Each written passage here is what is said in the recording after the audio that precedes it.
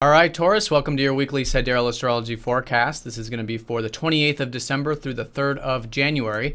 My name is Athen, and this is for Sidereal Astrology. If you are new to this type of astrology, do check the description down below because the signs are different.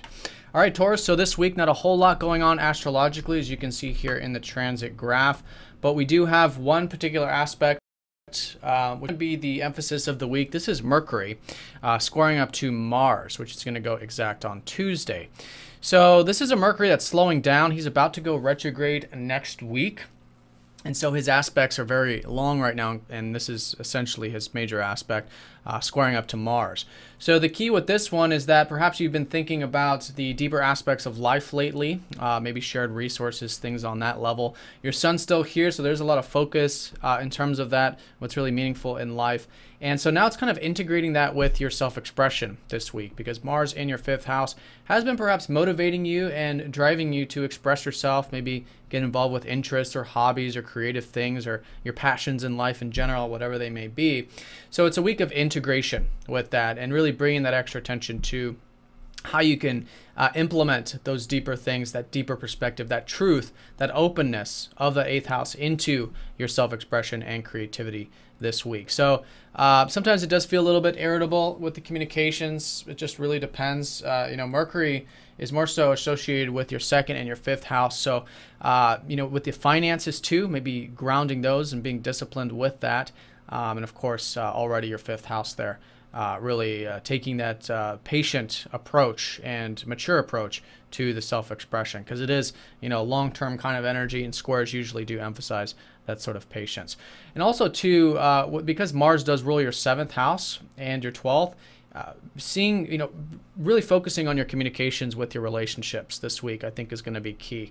And through that extra attention, it can be very grounding. Also with your alone time, that's going to be activated too with your 12th house. So how you can maybe bring in more of that alone time, rest and relaxation into your routine, I think will be a good way of working with it also.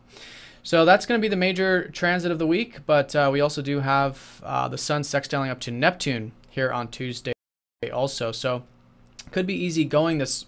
I mean, it's a mixed bag. There's, of course, that aspect going exact too. But there is this element of faith and trust that I think is developing and has been developing in your career. And it's a big year for that because Saturn is going to be squaring up to Neptune in 2016. But here today in particular, it could be quite easy going with that. And again, I think it's maybe through this, this deeper insight, this truth, this openness could really be very supportive towards anything you do or you are involved with on that 10th house level, which is usually public things, career, or anything that you might consider your legacy in life.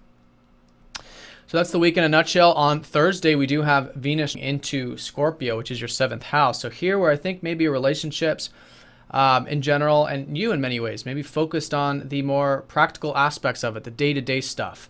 Maybe if there's been more of a focus on your routine or whatnot, or maybe with your work in general lately, this sort of shifts into the relationship sphere. Venus going into the 7th house is you can really enjoy those one-on-one connections. I think your natural focus and your natural shift is going to be on establishing those relationships, and Saturn's already here.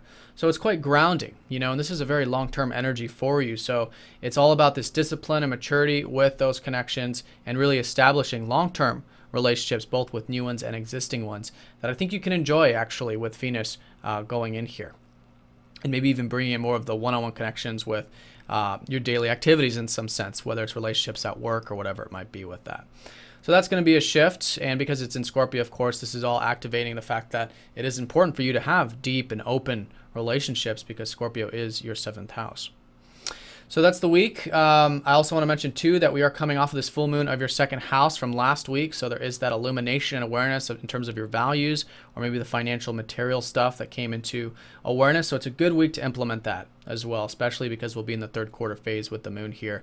And it's really about all these new beginnings too, in regards to how you can establish those relationships. This whole lunar cycle was in a fucus of your 7th house. So continuing with that, continuing with any insights, it could also be business relationships, legal matters for some of you, whatever it might be regarding one-to-one connections.